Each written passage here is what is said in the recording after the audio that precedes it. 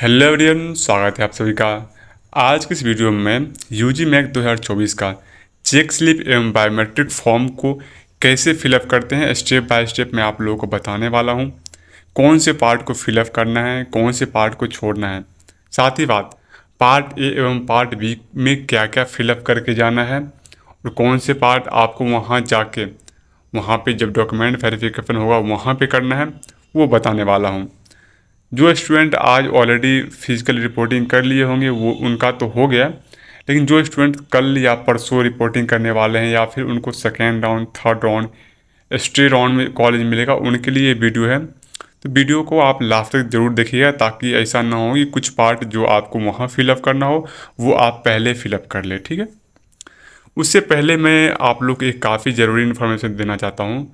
जो स्टूडेंट्स या पेरेंट्स बार बार कॉल कर रहे हैं, जो स्क्रीन पे व्हाट्सअप नंबर दिया गया है, ये व्हाट्सअप नंबर है, इस पे आप बार बार जो कॉल कर रहे हैं तो आपका कॉल रिसीव नहीं होगा।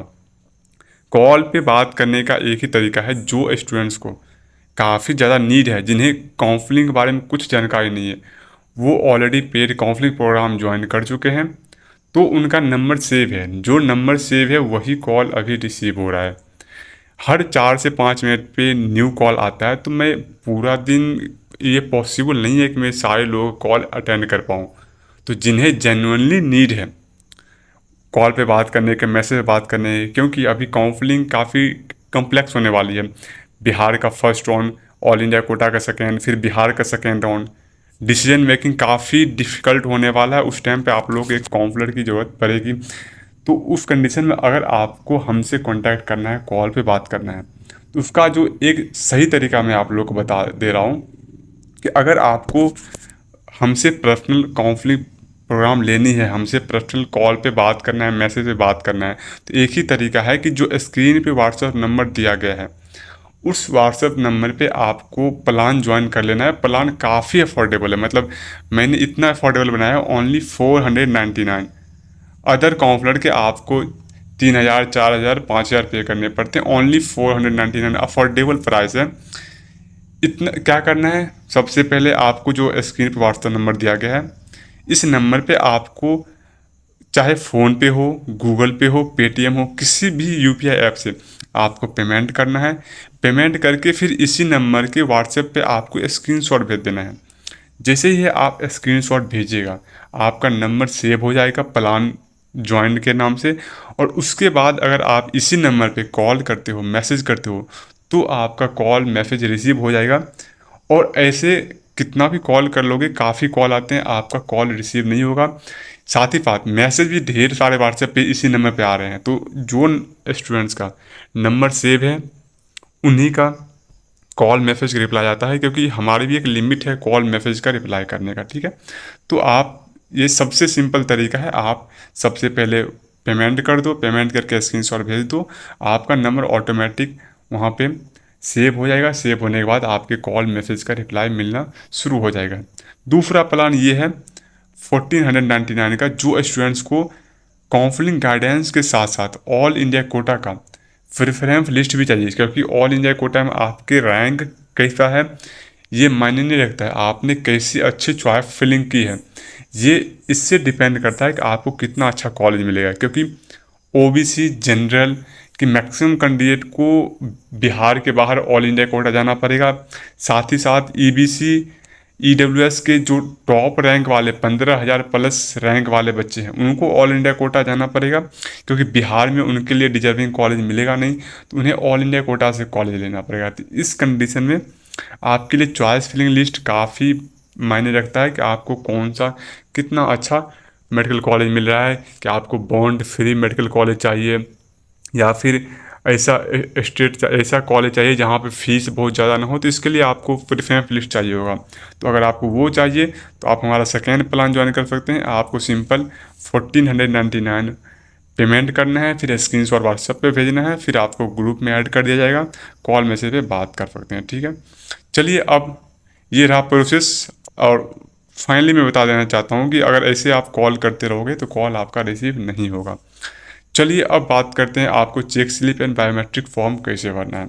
सिंपल यहाँ पे देख रहे हैं, कोई बहुत ही बड़ा नहीं है। नाम आपको हिंदी पहले हिंदी में नाम लिखना है, फिर अंग्रेजी में नाम लिख देना है, फिर आपका नीट यूजी का रोल नंबर लिखना है, क्रमांक, नीट यूजी का रोल नंबर लिख देना है, फिर आपका ऑल इंडिया रैंक कितना आया है वो लिखना है, ठीक है। कोटि मतलब कैटेगरी। अब यहाँ पे बच्चे को डाउट आता है, कैटेगरी ऊपर भी है, कैटेगरी नीचे भी है। तो यहाँ पे आपका नीट यूजी में जो कैटेगरी है वो कैटेगरी फिल करना है। जैसे मान लीजिए कोई स्टूडेंट्स पहले नीचे आते हैं, उसके नीचे है यूजी मैक आईडी। इसमें यूजी मैक आईडी आपको कहाँ मिलेगा, पार्ट ए एवं पार्ट बी में। पार्ट ए में आप सबसे ऊपर ही देखोगे यूजी मैक आईडी लिखा हुआ, तो यूजी मैक आईडी भरना है। फिर कोटि यहाँ भी है, 2 जगह कोटि है।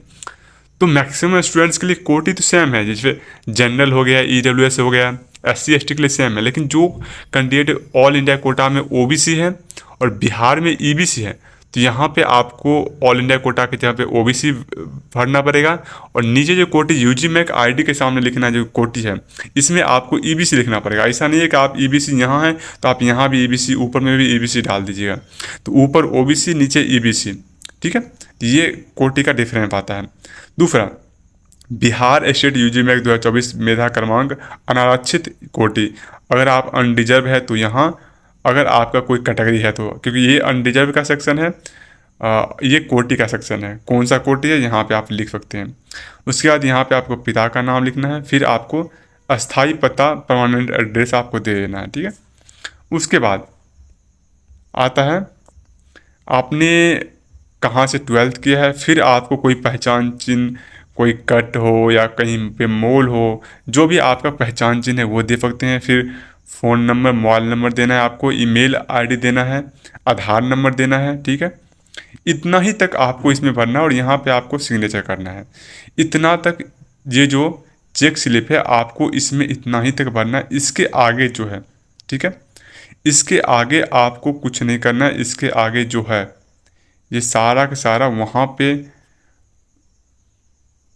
जो अधिकारी है वो करेंगे, आपको कुछ नहीं करना। अगर वहाँ पे कुछ करने बोले तो कीजिएगा। ये सब जो ऑफिस में होगा, जहाँ पे आपको डॉक्यूमेंट वेरिफिकेशन होगा, वहाँ होगा, ठीक है। तो ये रहा। उसके बाद आपको आता है बायोमेट्रिक आइडेंटिफिकेशन रिपोर्ट, ठीक है।